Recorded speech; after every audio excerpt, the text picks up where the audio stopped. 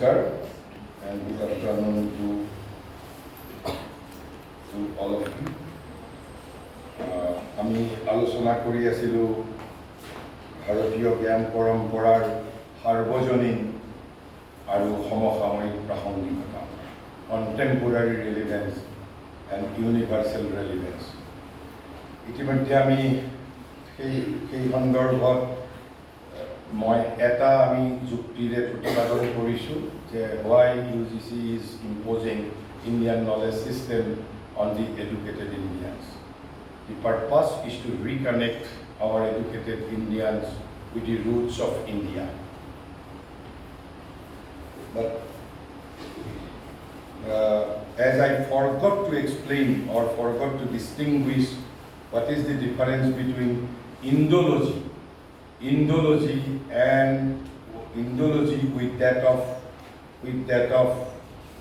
with that of Indian knowledge system.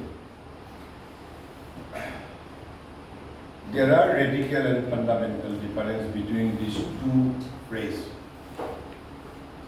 Firstly,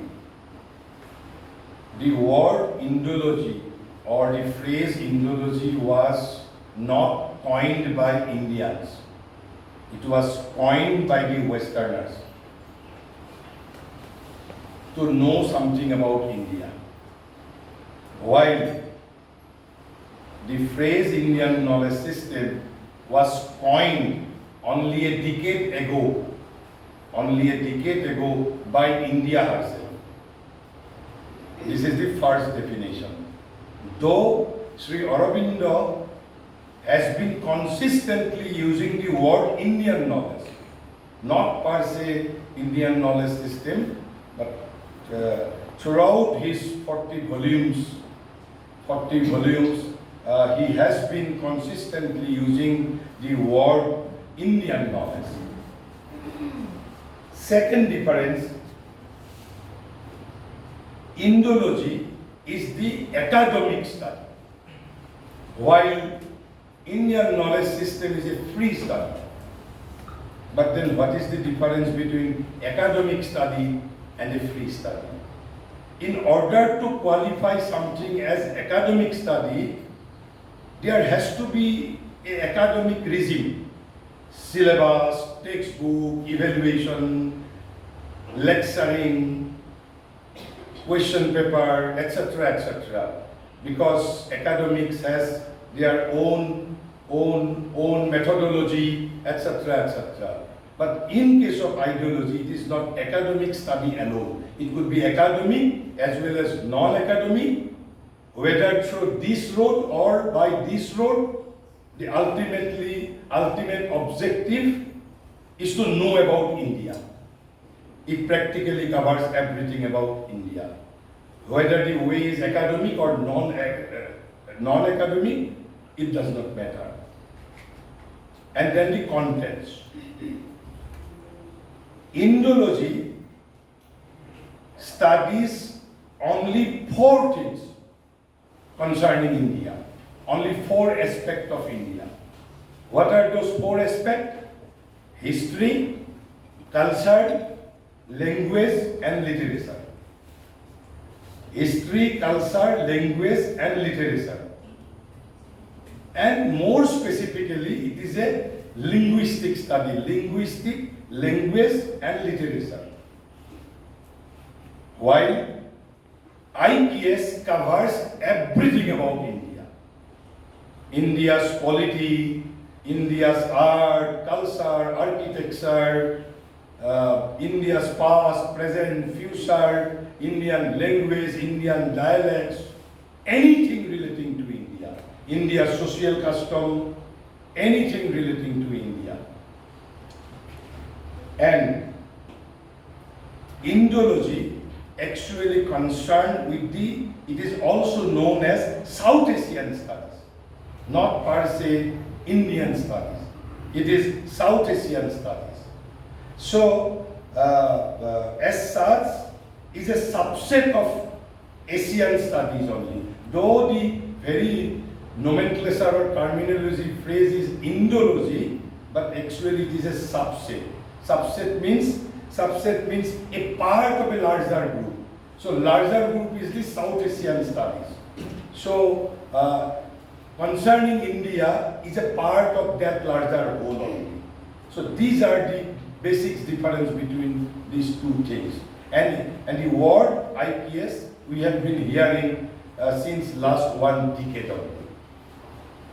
So we have been discussing the contemporary and universal relevance of India, and I propose to discuss this issue from two perspectives, from our point of view as well as from world's point of view. While discussing the relevance from our point of view, I have already discussed certain things, that we want to reconnect our intellectual elites to the roots of India. But this is not the only reason. We have another purpose. We have another purpose. What is that purpose? That purpose, this theory is, I think, it is also relevant for your sociological study also. What is that? Sri Aurobindo in his Foundations of Indian Culture discusses about law of graduality of spiritual advance of humanity. Rather, he is discussing about the conflict between nations, conflicts between nations. And he says the first stage is the period of conflict and competition. যিকোনো জাতিসমূহৰ মাজত যিটো প্ৰথম যিটো পৰ্যায়, এই পৰ্যায়টো হ'ল সংঘৰ্ষ আৰু প্ৰতিযোগিতাৰ, যিটো আমি প্ৰায় ঊনবিংশ শতিকাৰ মানলৈ, আৰু ইউৰোপৰ ইতিহাসটো ৰক্তৰঞ্জিত ইতিহাস, কেৱল কনফ্লিক্ট আৰু কম্পিটিশ্যনৰ ইতিহাস। ইটো জনগোষ্ঠীৰ লগত সিটো জনগোষ্ঠীৰ কনফ্লিক্ট, ইটোৱে সিটোৰ ওপৰত আধিপত্য স্থাপন কৰিব বিচাৰে। কেতিয়াবা ৰোমান সংস্কৃতিয়ে সমগ্ৰ ইউৰোপৰ ওপৰত আধিপত্য বিস্তাৰ কৰিছে, কেতিয়াবা গ্ৰীক সংস্কৃতিয়ে সম্পূৰ্ণ পাশ্চাত্য জগতৰ ওপৰত আধিপত্য স্থাপন কৰিব বিচাৰে। তাৰ বাবে ৰক্তৰঞ্জিত যুদ্ধ হৈছে। The first stage is the period of conflict and competition, which has been ever dominant in the past. অতীতত ই একেবাৰে ডমিনেণ্ট আছিল, ব্যাপক আছিল।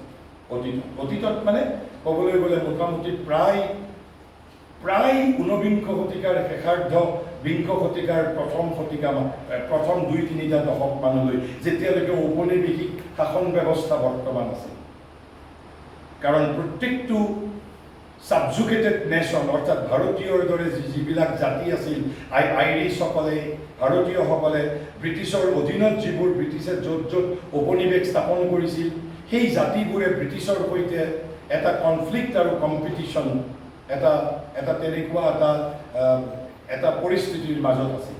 আৰু ব্ৰিটিছে আচলতে প্ৰত্যেকটো জাতিক ডমিনেট কৰিব বিচাৰিছিলে কালচাৰেলি, আৰু তাৰ আগততো একেবাৰে যুদ্ধ বিগ্ৰহ হৈছিল। And still overshadows the present of mankind. This is the most important thing. যে কনফ্লিক্ট আৰু কম্পিটিশ্যনৰ যুগ পৰ্যায়টো আমি একেবাৰে পৃথিৱীৰ পৰা নোহোৱা হৈ যোৱা বুলি এতিয়াও ক'ব নোৱাৰোঁ। বৰ্তমানো মানৱ জাতিক অন্ধকাৰাচ্ছন্ন কৰি ৰাখিছে। The latest example is the declaration of President Trump. ক'বলৈ গ'লে আমি যদি আমাৰ সকলোৱে বুজা ভাষাত ক'বলৈ গ'লে আমেৰিকাৰ যিটো দাদাগিৰি, যে মোৰ কথা শুনিব লাগে। It is another form of conflict and competition. কৈছে গতিকে অতীতত আছিল আৰু বৰ্তমানেও overshadows the present of mankind. মানৱ জাতিক এতিয়াও অন্ধকাৰাচ্ছন্ন কৰি ৰাখিছে। কিয়? কৈছে for even when the crudest forms of material conflict are mitigated, the conflict itself still survives. কৈছে আগৰ দৰে এতিয়া স্থূল সংগ্ৰাম নাই। এটা জাতিয়ে একেবাৰে জাতি জং যদিও এতিয়াও তেনেকুৱা যুদ্ধ আমি দেখিবলৈ পাওঁ, তথাপি বহু পৰিমাণে কমি গৈছে। এতিয়া দুটা জাতিৰ মাজত, জনগোষ্ঠীৰ মাজত একেবাৰে যুদ্ধ, একেবাৰে বন্দুক বাৰুদ লৈ, জাতি জং লৈ আমি যুদ্ধ কৰিবলৈ নাযায়, যিটো আমি অতীত ইতিহাসত দেখিবলৈ পাইছিলোঁ। কিন্তু সেই বুলি অৰ্থ এইটো নহয় যে পৃথিৱীৰ পৰা সংঘৰ্ষ আৰু প্ৰতিযোগিতাৰ যুগ জাতিসমূহৰ মাজত নোহোৱা হৈ গৈছে। কি কৈছে? The conflict itself still survives. কেনেকৈ ছাৰ্ভাইভ কৰে? কি ৰূপত? কৈছে the cultural struggle comes into greater prominence. যেতিয়া স্থূল সংঘৰ্ষ নোহোৱা হৈ যায়, তেতিয়া কি ৰূপ লয়? সাংস্কৃতিক সংঘৰ্ষ হয়। প্ৰত্যেকটো জাতিয়ে নিজৰ সাংস্কৃতিক আধিপত্য স্থাপন কৰিব বিচাৰে। দুৰ্বল জাতিৰ ওপৰত দুৰ্বল জাতিৰ সংস্কৃতিক বিনাশ কৰি নিজৰ সংস্কৃতিক আৰোপ কৰিব বিচাৰে। এইটো হ'ল প্ৰথম ষ্টেজ। গতিকে প্ৰথম ষ্টেজটো এতিয়াও অতিক্ৰান্ত হৈ যোৱা নাই, পাৰ হৈ যোৱা নাই। কেৱল প্ৰথম ষ্টেজটোৱে সংঘৰ্ষ আৰু যিটো প্ৰতিযোগিতাৰ যুগ, এই যুগটোৱে কেৱল নিজৰ ৰূপ সলাইছে। স্থূল সংঘৰ্ষৰ পৰিৱৰ্তে সাংস্কৃতিক সংঘৰ্ষৰ ৰূপ পৰিগ্ৰহ কৰিছে। আৰু মানৱ ইতিহাসৰ এই মানৱ বিৱৰ্তনৰ দ্বিতীয় ষ্টেজটো হ'ল কি? কৈছে the second step brings the stage of concert, অৰ্থাৎ ঐক্যতা আনে, জাতিসমূহৰ মাজত সমন্বয় আনে। কিন্তু সমন্বয় জানো আহিছে? এতিয়াও পৃথিৱীৰ মানৱ ঐক্যৰ দিশে জানো আমি ধাবিত হৈছোঁ? হয়, ধাবিত হৈ আছোঁ, কিন্তু বাটত উজুতিও খাই আছোঁ আমি। There are stumbling blocks also. Because the second step brings the stage of concern, oikota. And because the third and the last is marked by the spirit of sacrifice. যেতিয়া তৃতীয় পৰ্যায়টো পৃথিৱীত দেখা দিব, তেতিয়া এটা জাতিয়ে আন এটা জাতিৰ বাবে জীয়াই থাকিব, আন এটা জাতিৰ বাবে নিজে ছেক্ৰিফাইচ কৰিব।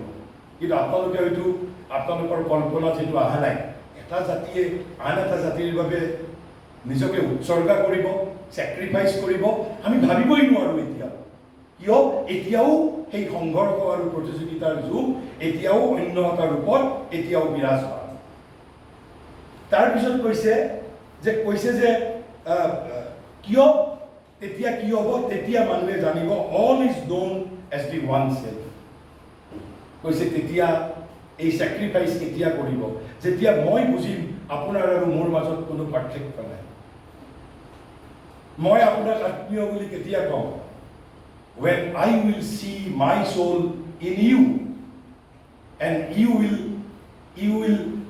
your soul in me and my soul in you. When I will see my soul in you and when I will see your soul in me. যিটো গীতাত শ্ৰীকৃষ্ণই কৈছে সমগ্ৰ মানুহ কোন? কৈছে মম এব অংশ সনাতন, মাই পোৰ্চন ইটাৰ্নেল। আমি জানো আজি তেনেকৈ ভাবিব পাৰিম? অৰ্থাৎ আমি জাতি হিচাপে জীয়াই থকাৰ প্ৰয়োজনীয়তা এতিয়াও আছে। তেনেহ'লে ঐক্যতানৰ যুগটো দ্বিতীয় পৰ্যায়টো পৃথিৱীত দেখা দিছে নে দিয়া নাই? তাৰমানে আমি এতিয়াও কিমান বেকৱাৰ্ড হৈ আছোঁ পৃথিৱীৰ জীৱস্বাস্থ্য। এই প্ৰথম যুগটোৱে আমি এতিয়াও পাৰ কৰিব পৰা নাই, যিটো সংঘৰ্ষ আৰু প্ৰতিযোগিতাৰ যুগ। দ্বিতীয় যুগটো ঐক্যতান, কেৱল সামঞ্জস্যৰ যুগ, এজ অফ হাৰমনি কনচাৰ্ট। এই যে ঐক্যতান আমি কওঁ সমদল, এই যে সমবেত সংগীত গাওঁ, এইবোৰ কিহৰ প্ৰয়াস? Towards concert, towards harmony. কিন্তু আচল অৰ্থত এতিয়াও সেই যুগে দেখা দিয়া নাই। আৰু কৈছে যে and is gives himself for the good of others. আজি মাতৃয়ে পুত্ৰৰ কাৰণে নিজৰ জীৱন উৎসৰ্গা কৰাৰ বাবে কুণ্ঠাবোধ নকৰে। কিয়? কাৰণ মাতৃয়ে পুতেকক নিজৰ অংশ বুলি জানে। কিন্তু মই মোৰ এজন নিজৰ বন্ধুৰ বাবে আত্মোৎসৰ্গা নকৰোঁ, কাৰণ মই জানো যে তেওঁ আৰু মই পৃথক পৃথক। আকৌ জাতি হিচাপেও মই জানো যে মোৰ জাতি সেই জাতিতকৈ পৃথক। গতিকে হোৱাই আই উইল ছেক্ৰিফাইচ ফৰ ডেট। কিন্তু যেতিয়া এই তৃতীয় যুগটোৱে পৃথিৱীত দেখা দিব, সেই যুগটো হ'ব কি? আত্মোৎসৰ্গাৰ যুগ। তেতিয়া মানুহে আজিৰ দৰে মানুহ আৰু সংকীৰ্ণ চেতনাৰ মাজত সংকীৰ্ণ চেতনাৰ কাৰাগাৰত আবদ্ধ হৈ নাথাকে। তেতিয়া প্ৰত্যেকে নিজৰ আত্মাক আনৰ আত্মাক দেখা পাব, আনৰ আত্মাৰ মাজত দেখা পাব, আনৰ আত্মাক নিজৰ আত্মাৰ মাজত দেখা পাব, আৰু প্ৰত্যেক মানুহেই এক সনাতন সত্যৰ অংশ বুলি নিজে নিজে উপলব্ধি কৰিব, অনুভৱ কৰিব। আৰু তেতিয়া প্ৰত্যেকে প্ৰত্যেকৰ বাবে আত্ম উৎসৰ্গা কৰিবৰ বাবে আগবাঢ়ি আহিব। কিন্তু তাৰপিছত শ্ৰী অৰবিন্দই কৈছে the second stage has hardly at all commence for the most. কৈছে দ্বিতীয় পৰ্যায়টো এতিয়াও আহাই নাই, দ্বিতীয় ষ্টেজটোৱে অহা নাই। আৰু কৈছে the third belongs to the indeterminate future, এটা অনিৰ্দিষ্ট ভৱিষ্যতৰ গৰাহত, যিটো আমি সুদূৰ গৰাহত বুলি কওঁ, যিটো এই আত্মোৎসৰ্গাৰ যুগ এতিয়াও দেখা দিয়াই নাই, সুদূৰ গৰাহত। আৰু কৈছে যে দ্বিতীয় পৰ্যায়টো তাৰ পিছত কৈছে যে ইণ্ডিভিজুৱেলি আহিছে, কিন্তু জাতিগতভাৱে এতিয়াও দ্বিতীয় পৰ্যায়ৰ যুগটোৱে দেখা নাই। ব্যক্তি হিচাপে আমি এজ ইণ্ডিভিজুৱেলি, মই হয়তো আমেৰিকাৰ মানুহ এজনৰ লগত আত্মীয়তা অনুভৱ কৰিব পাৰোঁ, ইথিঅপিয়াৰ মানুহ এজনৰ লগতো ব্যক্তিগতভাৱে মই একাত্মতা অনুভৱ কৰিব পাৰোঁ, কিন্তু জাতিগতভাৱে এই ঐক্যতানৰ যুগটো দ্বিতীয় পৰ্যায়টো কোনো জাতিৰ মাজত এতিয়ালৈকে দেখা দিয়া নাই। আৰু তৃতীয়টো অনিৰ্দিষ্ট ভৱিষ্যতৰ গৰ্ভ, তৃতীয় যুগটো এতিয়াও দেখাই দিয়া নাই। কৈছে individuals have reached the highest stage, ব্যক্তি হিচাপে ইণ্ডিভিজুৱেলি কোনো ব্যক্তিয়ে যেনে বিবেকানন্দ, শ্ৰী অৰবিন্দ, শংকৰদেৱ, গৌতম বুদ্ধ, ব্যক্তি হিচাপে তৃতীয় পৰ্যায়তো আনকি ইতিমধ্যে উপনীত হৈছে, কিন্তু জাতিগতভাৱে আমি এতিয়াও দ্বিতীয় পৰ্যায়ে দেখা দিয়া নাই।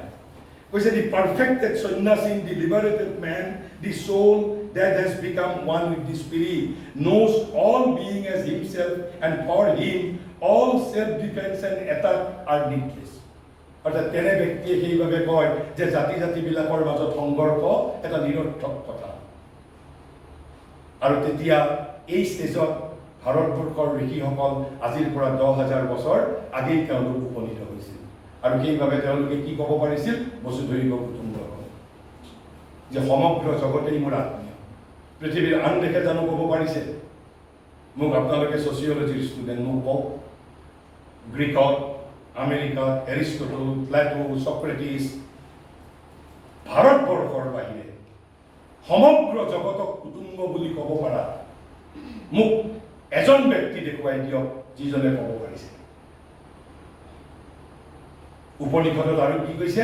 শৃণ্বন্তু বিশ্বে অমৃতস্য পুত্ৰা, সমগ্ৰ পৃথিৱীৰ মানুহক সম্বোধন ধৰিছে অমৃতৰ সন্তান বুলি।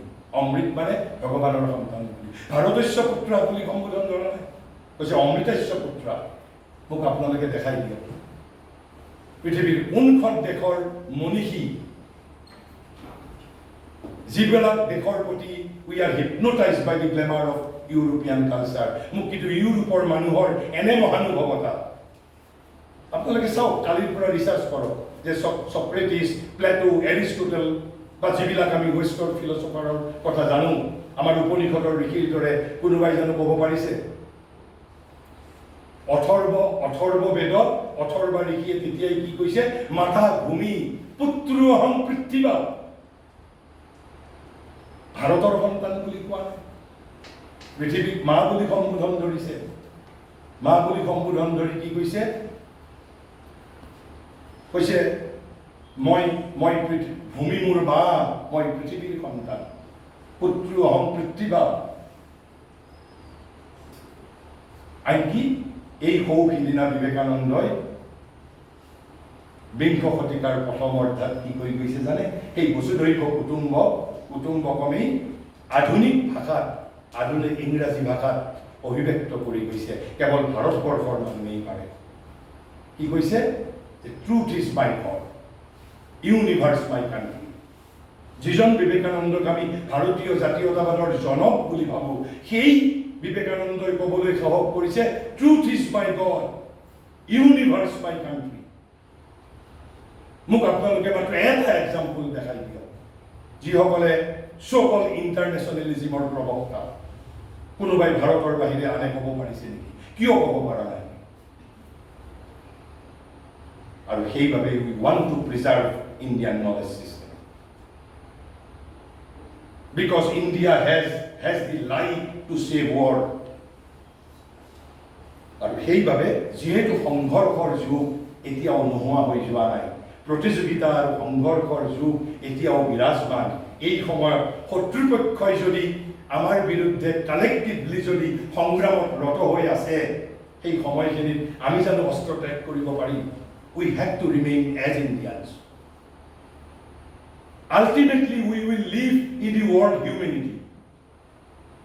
For us, Indian nationalism is only a temporary phase. Ultimately, we will reach one day in the world humanity. But till then, we have to remain as Indians for our own survival, because the age of conflict and competition is still continuing. এই সময়ত আমি অস্ত্ৰ ত্যাগ কৰিব নোৱাৰোঁ, আৰু এই সময়ত যদি আমি জাতি হিচাপে নিজক সমৃদ্ধ কৰিব বিচাৰোঁ, জাতি হিচাপে জীয়াই থাকিবলৈ বিচাৰোঁ, can it be possible without Indian knowledge system? Because knowledge, unity, power and freedom are the four foundations of an ideal society, and for that matter, foundations of ideal nation. So this is the second relevant for our own survival. Not only to reconnect our educated Indians with the roots of Indian culture, but also for our own survival.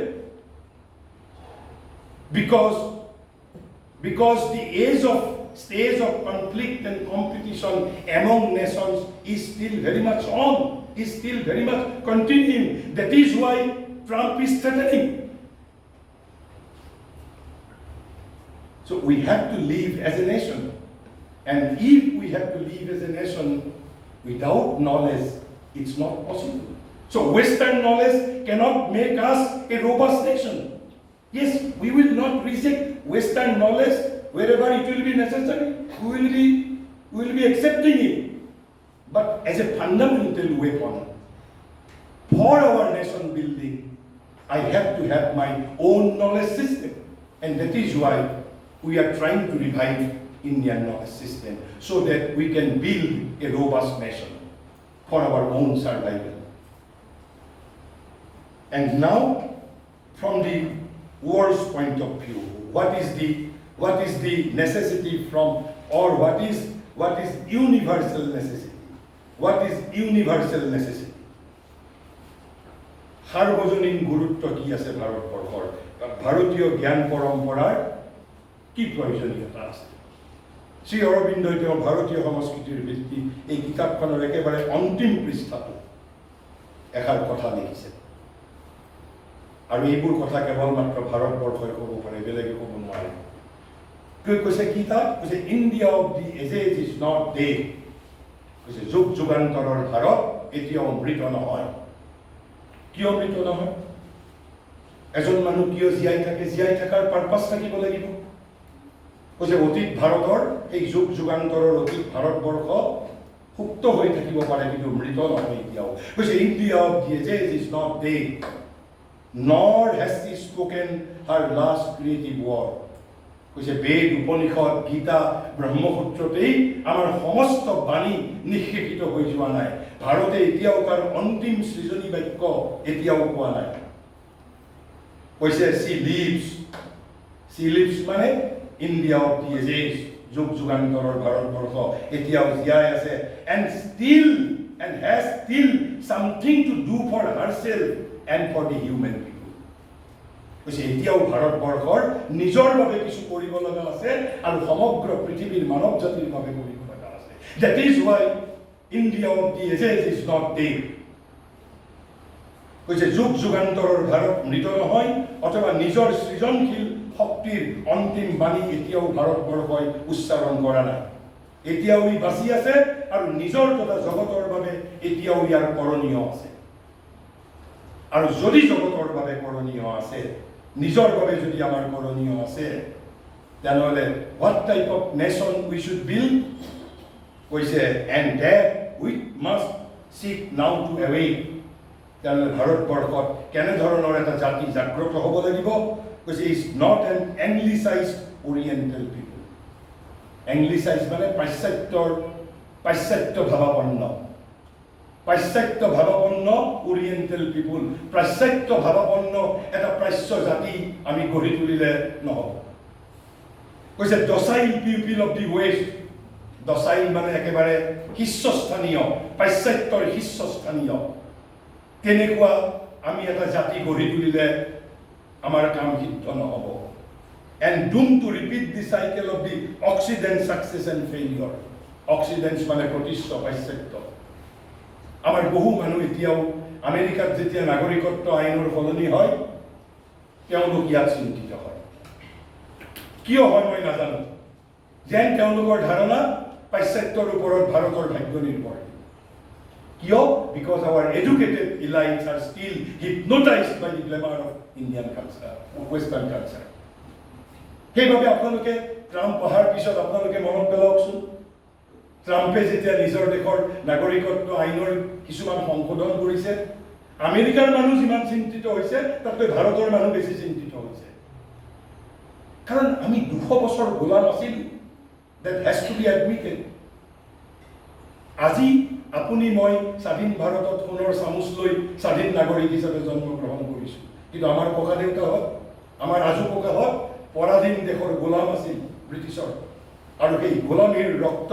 এতিয়াও আমাৰ ৰন্ধে ৰন্ধে প্ৰবাহিত আৰু সেইভাবে আমি পাশ্চাত্যৰ দুৰ্ভাগ্য সৌভাগ্যৰ বিষয়ে আমি বেছি চিন্তিত কিন্তু শ্ৰী অৰবিন্দই কৈছে তেনেকুৱা জাতি যদি আমি গঢ়ি তোলো তেনেহলে ভাৰতবৰ্ষই নিজৰ বাবেও একো কৰিব নোৱাৰিব সমগ্ৰ পৃথিৱীৰ বাবেও কৰিব নোৱাৰিব তেনেহলে আমাক কেনেকুৱা জাতি লাগিব but still the ancient immemorable shakti recovering her deepest self কেনেকুৱা শক্তি লাগিব কৈছে বৰং স্মৰণাতীত কালৰ এক প্ৰাচীন শক্তি নেশ্যন ইজ এ শক্তি সেই শক্তিক জাগ্ৰত কৰিব লাগিব কৈছে নিজৰ গভীৰতম আত্মাক পুনৰ লাভ কৰিবলৈ আলোক তথা শক্তিৰ চৰম তথা পৰম উৎপত্তি স্থানৰ অভিমুখে আমি ক'ৰ পৰা আলোক পাম ক'ৰ পৰা শক্তি পাম তাৰ যি চৰম আৰু পৰম উৎপত্তি স্থান সেই অভিমুখে আমি দৃষ্টিপাত কৰিব লাগিব নট টুৱাৰ্ডছ ৱেষ্ট আৰু অধিক উচ্চশীল হৈ উঠিবলৈ আৰু নিজৰ ধৰ্মৰ সম্পূৰ্ণ তাৎপৰ্য আৰু বৃহত্তৰ ৰূপ আৱিষ্কাৰ কৰিবলৈ উভতিব লাগিব আমি কেনে ধৰণৰ এটা জাতি গঢ়ি তুলিব লাগিব যাতে আমি নিজৰ বাবেও কৰিব পাৰোঁ সমগ্ৰ জগতৰ বাবেও আমাৰ যি কৰণীয় আছে সেই কাম আমি যাতে কৰিব পাৰোঁ this is the first universal relevance আমি জগতৰ বাবে কিবা কৰিব বিচাৰোঁ কি কৰিব বিচাৰোঁ জগতৰ বাবে আমি আহিম সেই বিষয়ে জগতৰ বাবে ভাৰতবৰ্ষই কি কৰিব বিচাৰে তাৰপিছত আপোনালোক ছচিয়লজিৰ ছাত্ৰ ছাত্ৰী হয়তো ৰাজনীতি বিজ্ঞানৰ ছাত্ৰ ছাত্ৰীক মই সুধিছিলোঁ তেওঁলোকে কৈছে নাই আমাৰ চিলেবাছত তেনেকুৱা ধৰণৰ কথা নাই কোনোবা যদি ৰাজনৈতিক বিজ্ঞানৰ ছাত্ৰ ছাত্ৰীক সোধে have you heard something about mission of nationalism আমি নেশ্যনেলিজিম জাতীয়তাবাদ এইবোৰৰ অৰ্থ জানো কিন্তু যদি সোধা হয় জাতীয়তাবাদৰ মিছন কি এই যে আমি জাতীয়তাবাদী হ'ব বিচাৰিছোঁ ৰাষ্ট্ৰীয়তাবাদী হ'ব বিচাৰিছোঁ আমি ইণ্ডিয়ান নেশ্যনেলিজিমৰ কথা কৈছোঁ Assamese nationalism Marathi nationalism Bangla nationalism এইবোৰৰ ইট হেজ টু হেভ চাম মিছন কিয় আমি জাতীয়তাবাদী হ'ব বিচাৰিছোঁ ইটছ নট আৱাৰ চভিনিজিম এইটো আমাৰ জাত্যাভিমান নহয় মই নাজানো পৃথিৱীৰ আন দেশৰ জাতীয়তাবাদৰ কিবা জীৱনব্ৰত আছে নে নাই মই নাজানো কিন্তু শ্ৰী অৰবিন্দই যেতিয়া ভাৰতবৰ্ষ পৰাধীন আছিল তেতিয়াই তেওঁ থিয়ৰাইজ কৰিছে যে what would be the mission of Indian nationalism in a single sentence তাত তেওঁ কি কৈছে কৈছে ভাৰতীয় জাতীয়তাবাদৰ লক্ষ্য কি কৈছে to recover Indian thought we want to recover Indian thought This is our first agenda of Indian nationalism. To recover Indian character, to recover Indian perceptions, to recover Indian energy, to recover India's greatness. Why we have to recover?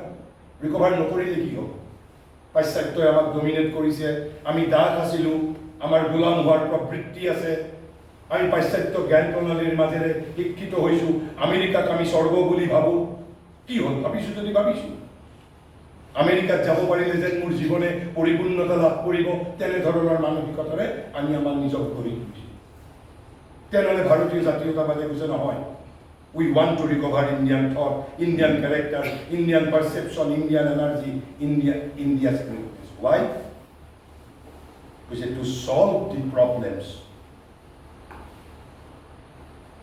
কৈছে to to solve the problems, আমি কিছুমান সমস্যাৰ সমাধান কৰিব বিচাৰিছোঁ। That perplex the world, যিবোৰ সমস্যাই সমগ্ৰ পৃথিৱীক এতিয়াও বিভ্ৰান্ত কৰি ৰাখিছে, যিবোৰ সমস্যাৰ সমাধান বিজ্ঞানে পোৱা নাই, যিবোৰ সমাধান এই যে কোনো প্ৰথম যিটো পৰ্যায় প্ৰতিযোগিতাৰ সংঘৰ্ষৰ যুগ, দ্বিতীয় যুগটো ঐক্যতানৰ যুগ, কিয় ঐক্যতানৰ যুগে দেখা দিয়া নাই এতিয়া, কিয় আত্মোৎসৰ্গাৰ যুগে দেখা দিয়া নাই? Science knows nothing. Science-ৰ হাতত কোনো উত্তৰ নাই। But India claims we can solve. We have the knowledge. India declares, India claims. Now it is up to you to verify. কৈছে to solve the problems that perplex the world, যিবোৰ সমস্যাই পৃথিৱীৰ মানুহক, মই আপোনালোকক দুটা উদাহৰণ দিছোঁ। আজিৰ পৰা 2 বছৰমান আগতে এজন 10 বছৰীয়া ল'ৰা, লোকৰ ঘৰত কাম কৰা এগৰাকী মহিলাৰ 10 বছৰীয়া ল'ৰা বৰাক ভেলী 2 বছৰ 2.5 বছৰ আগতে আত্মহত্যা কৰিছে। 10 বছৰীয়া ল'ৰা। কিয় জানেনে? লোকৰ ঘৰত কাম কৰা মহিলাগৰাকীয়ে হেনো 10 বছৰীয়া ল'ৰাটোক এটা মোবাইল কিনি দিয়াত ব্যৰ্থ হৈছিল। মোৰ প্ৰশ্ন, একবিংশ শতিকাৰ পৃথিৱীত যেতিয়া মানুহে মহাকাশত যোৱাৰ বিলাসিতা কৰিব পাৰিছে, মোৰ এইখন পৃথিৱীত কিয় 10 বছৰীয়া ল'ৰাই আত্মহত্যা কৰিব? মোক তাৰ উত্তৰ লাগে, মোক তাৰ সমাধান লাগে। And Western knowledge system has miserably failed. Scientific knowledge has miserably failed. বিজ্ঞানৰ হাতত কোনো উত্তৰ নাই। আজিৰ পৰা 6 মাহ আগতে মোৰ এঘৰ পৰিচিত মানুহৰ 85 বছৰীয়া বিধৱা এগৰাকী মহিলাই আত্মহত্যা কৰিছে। 85 বছৰীয়া বৃদ্ধ মহিলাই। কিয় কৰিব? এই পশ্চিমৰ জ্ঞান প্ৰণালীৰ দ্বাৰা আমি শিক্ষিত হোৱাৰ পৰিণতি কি? এইখন পৃথিৱীত 85 বছৰীয়া মানুহে আত্মহত্যা কৰিব লাগে, 10 বছৰীয়া ল'ৰাই আত্মহত্যা কৰিব লাগে। ৱেষ্টাৰ্ণ নলেজ চিষ্টেমে এইবোৰ সমস্যাৰ সমাধান কৰিব পৰা নাই। গতিকে এইবাৰ আমাৰ পাল। আমি কৈছোঁ আমাৰ দায়িত্ব দিয়া, আমাৰো অধিকাৰ। আমি পাৰোঁ নে নোৱাৰোঁ আমাক চোৱা। আমি যদি ব্যৰ্থ হওঁ তেতিয়া বেলেগ কথা, কিন্তু নাও ইটছ আৱাৰ টাৰ্ণ। কৈছে and to solve the problems that perplex the world. ঠিক আছে, ভাৰতবৰ্ষই সমস্যাৰ সমাধান কৰিব বিচাৰিছে। কিয় তেনেহ'লে ইণ্ডিয়ান থট ৰিকভাৰ কৰিব লাগে? Indian character, Indian perception, Indian energy, Indian greatness আমাক কিয় লাগে? কাৰণ কৈছে in an Indian spirit we want to solve those problems and from the Indian standpoint.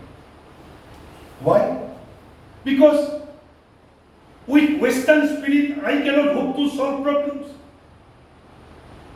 As individual, I cannot hope to solve his problem with your Swabhava.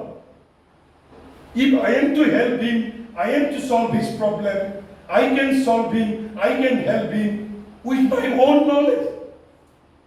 With my own knowledge. So this is what is called nationalism in an Indian spirit and from the Indian standpoint. And Sri Aurobindo declares, this in our view is the mission of nationalism. So what is then the ultimate mission of nationalism? We want to solve the problems of the whole world. Then what is the role of Indian knowledge system? Because we want to solve those problems in an Indian spirit and from Indian standpoint. Gita is consistently advocating for Swabhava and Swadharma.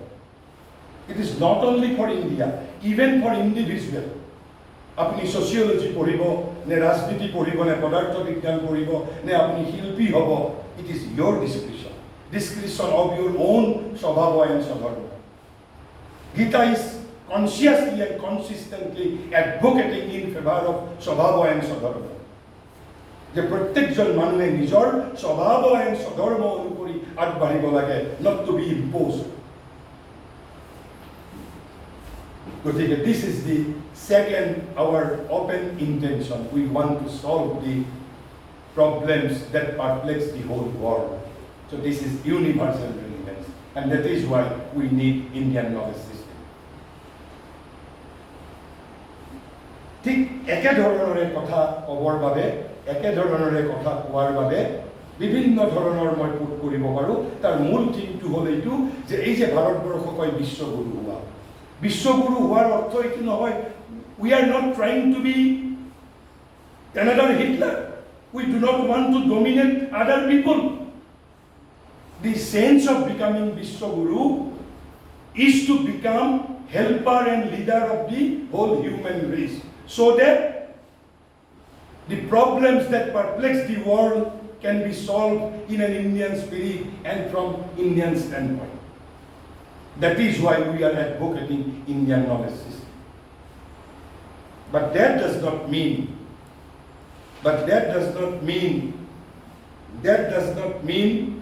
that we are rejecting West. We are not parochial.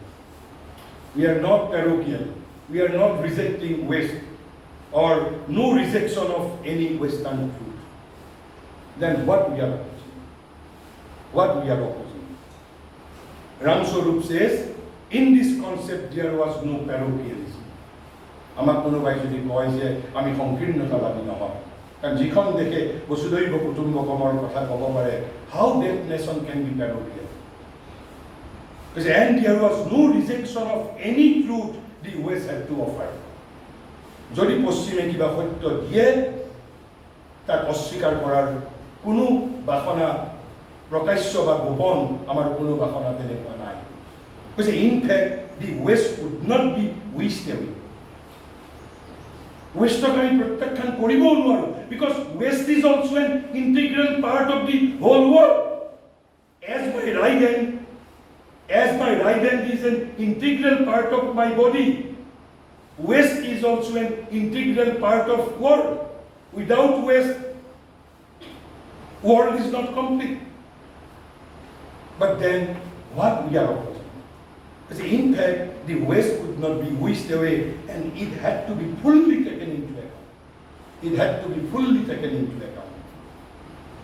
What they opposed day by day, Ram Swarup referring to our great leaders of 20th century, Sri Aurobindo, Vivekananda, Gandhi, etc., etc. What they opposed was mechanical imitation, the wholesale imitation, mechanical imitation like an act. কপিসুলভ দৃষ্টিভংগীৰে copy মানে বান্দৰবিলাকে যেনেকৈ অনুকৰণ কৰে কপিসুলভ দৃষ্টিভংগীৰে যিটো পাইকাৰী হাৰত অনুকৰণ আৰু অনুকৰণ তেওঁলোকে সেইটো বিৰোধিতা কৰিছিল আমি পশ্চিমে দিব পৰা সত্যক অস্বীকাৰ কৰিব খোজা নাই কৈছে in the place of this imitation what we want to have কৈছে in place of this imitation Aurobindo taught what he called assimilative appropriation because we want to appropriate Western truth but it could be capable of assimilation what is the meaning of assimilation ধৰি লওক এজন ৰোগীৰ বেমাৰ হৈছে ৰোগীজনক A positive তেজৰ প্ৰয়োজন হৈছে ধৰক আপোনালোকৰ ইয়াতে 10 জনৰ A পজিটিভ ব্লাড আছে 10 জনেই দিবৰ বাবে প্ৰস্তুত আপোনালোক হস্পিটাললৈ গৈছে কিন্তু ডক্টৰে আপোনালোক 10 জনৰে ব্লাড ষ্ট্ৰেইট লৈ পেলাই জানো ৰোগীজনৰ শৰীৰত ইনফিউজ কৰিব নকৰে আপোনাৰ A পজিটিভ ব্লাড আৰু তেওঁৰ A পজিটিভ ব্লাড একে হোৱাৰ পিছত আকৌ টেষ্ট কৰিব যে আপোনাৰ A পজিটিভ ব্লাড আৰু ৰোগীজনৰ ব্লাডৰ লগত কম্পিটিবল হয় নে নহয় গতিকে পশ্চিমে আৱিষ্কাৰ কৰা সত্য মই লম যদি সেই ব্লাডৰ দৰে if I can assimilate মই যদি আত্মসাৎ কৰিব পাৰোঁ কেনেকৈ আত্মসাৎ কৰিব পাৰোঁ in the light of our own স্বধৰ্ম in the light of our own truth যদি মোৰ নিজৰ ধৰ্মৰ আলোকেৰে মই যদি তাক assimilate কৰিব পাৰোঁ assimilate মানে সংস্কৃতৰ শব্দটো হ'ল আত্মসাৎ বুলি যিটো কয় আৰু আত্মসাৎ কৰাৰ পিছত that truth will no longer Western truth. It will become an Indian truth. ঠিক যি ধৰণে ভাৰতবৰ্ষত ইছলামিক শক্তি আৰু ব্ৰিটিছসকলৰ বাহিৰেও ভাৰতত বহুত আক্ৰান্তাই ভাৰতক আক্ৰমণ কৰিছে হুন কুহান ইত্যাদি ইত্যাদি তেওঁলোকক কিন্তু এতিয়া আপুনি বিচাৰি নাপাব এই যে আক্ৰমণকাৰীসকল ভাৰতবৰ্ষত আহিছিল কাৰণ তেওঁলোক বৃহত্তৰ ভাৰতীয় জাতিৰ লগত মিলি এতিয়া কোনবোৰ হক আছিল কোনবোৰ গুণ আছিল কোনবোৰ কুখান আছিল আপুনি আৰু আজি চিনি নাপায় দে গট এছিমিলেটেড কিছুমানে কয় পাঞ্জাবীসকলৰ মাজত কিছুমান হক গুণ কুখানৰ মানুহ পোৱা যায় কিছুমানে কয় তমুকৰ মাজত পোৱা যায় এইবোৰ এন্থ্ৰোপলজিকেল ষ্টাডি ইজ গোয়িং অন কিন্তু আপুনি হক গুণ কুখানক এতিয়া এটা নিৰ্দিষ্ট জাতিসত্তা হিচাপে বিচাৰি নাপায় আহিছিল আক্ৰান্ত হিচাপে কিন্তু তেওঁলোক বিশাল ভাৰতীয় সংস্কৃতিৰ লগত তেওঁলোক এছিমিলেটেড হৈ গ'ল গতিকে ইয়াত কৈছে যে we borrow whatever is necessary we will borrow from West but what we can assimilate and transform in the light of our own Sodharma. This is the formula. We do not want to reject West. Western truth is good and necessary for themselves, but we will also borrow if I can assimilate and transform it in the light of my own Sodharma. I will borrow your lifestyle if I can assimilate your lifestyle in the light of my own personal Sodharma. Otherwise, no. Your way of life is better for you, good for you. And I respect it. But that does not mean I have to borrow from you. And it may be a superior lifestyle. Still, I can't borrow. I will borrow to that extent. মই যিমানখিনি আত্মসাৎ কৰিব পাৰিম যিমানখিনি মোৰ নিজৰ স্বধৰ্মৰ আলোকত মই মিলাই ল'ব পাৰিম আৰু এইটোৱে কৰিলে কি হয় বুলি কৈছে দিছ কিপছ আউট বাষ্টাৰ্ডাইজেশ্যন অফ কালচাৰ তেতিয়া সংস্কৃতি জাৰজ সংস্কৃতি হোৱাৰ পৰা ৰক্ষা কৰে নহ'লে যদি মই মোৰ সংস্কৃতিক পৃথিৱীৰ যিকোনো জাগাৰ পৰা মই ভাল ভাল বস্তু আনি মই যদি মিলাওঁ তেতিয়া it will B A composite culture কিন্তু ৰামস্বৰূপে কৈছে let it be made clear that this view is not syncretic which says that we should create a new entity by borrowing and combining what is good everywhere and for anyone. Why? Because the culture like individuals are organism. Culture এটা জৈৱিক বস্তু মানুহৰ অৰ্গেনৰ দৰে যেনেকৈ আপোনাৰ লিভাৰটো মই লওঁ বুলিয়ে ল'ব নোৱাৰোঁ মোৰ শৰীৰৰ লগত মিলিব লাগিব কৈছে সংস্কৃতিও তেনেকুৱা এটা organism It's not an artificial thing. Because a culture like individuals are organism and do not behave that way. সেই ধৰণে behave নকৰে গতিকে মই মোটামুটি আৰু বহু ক'বলগীয়া আছে কিন্তু মই মোৰ দ্বিতীয় বিষয়টোলৈকে অলপ যাবৰ বাবে মই ইয়াতে সামৰিব বিচাৰিছোঁ গতিকে এই যে আমি ভাৰতীয় জ্ঞান পৰম্পৰা বিশ্ববিদ্যালয় অনুদান আয়োগে আৰোপ কৰিছে ইন্ট্ৰডিউচ কৰিছে তাৰ উদ্দেশ্য আমি জাতি হিচাপে এটা সমৃদ্ধ জাতি হিচাপে নিজক গঢ়িব বিচাৰিছোঁ আমি বিশ্বৰ সমস্যাৰ আজি সমাধান কৰিব বিচাৰিছোঁ in an Indian spirit from Indian standpoint সেইবাবে we are trying to recover Indian thought Indian energy Indian perception India's greatness etc so that we have been able to solve the problems that perplex the world তেনেহ'লে আমি যদি একেবাৰে যদি relevance আৰু তাৰ প্ৰাসংগিকতাটোক যদি মই এজ এ চামাৰি যদি আমি কৰিবলৈ খোজোঁ we can summarize in this way to awaken the young India to awaken the what is the relevance to awaken the young India to awaken the inner India towards the profoundest Indian wisdom in various aspects of life, as well as to reconnect the intellectual elites who are alienated culturally with the roots of Indianness. This is the primary object. We want to awaken you towards the profounder Indian knowledge, as well as we want to reconnect our intellectual elite who are already alienated from the roots of India. But by how? Why our intellectual elites are alienated? Because we were hypnotized by the glamour of Western culture. Because we are filled with a deep sense of inferiority. So the modus operandi will be by removing from their consciousness the hypnotism of European culture, the overwhelmingness with the victors, the inferiority, the apathy towards their own culture and civilization, the habit of self-repudiation and the wholesale imitation to save self-respect. So by removing all these things, we want to reawaken young India as well as we want to reconnect our educated Indians with the roots of India. By eradicating the root causes of India's downfall. যিবোৰ cause আছিল ভাৰতৰ অধঃপতনৰ সেইবোৰ আমি নোহোৱা কৰিব বিচাৰিছো reawakening the educated India with their profound knowledge in all fields of life why what is the ultimate objective for the triumph of Indian nationalism যাতে ভাৰতীয় জাতীয়তাবাদ বিজয়ী হ'ব পাৰে but what is Indian nationalism what is the meaning of triumph of Indian nationalism for reasserting Indian values and spirit. Why we are to reassert Indian values and spirit? For our own very survival and for solving the problems that have been perplexing the whole world. In summary, in a nutshell, this is the contemporary relevance and universal relevance of imposing Indian knowledge system. Now let me ponder over the three powers of ancient India.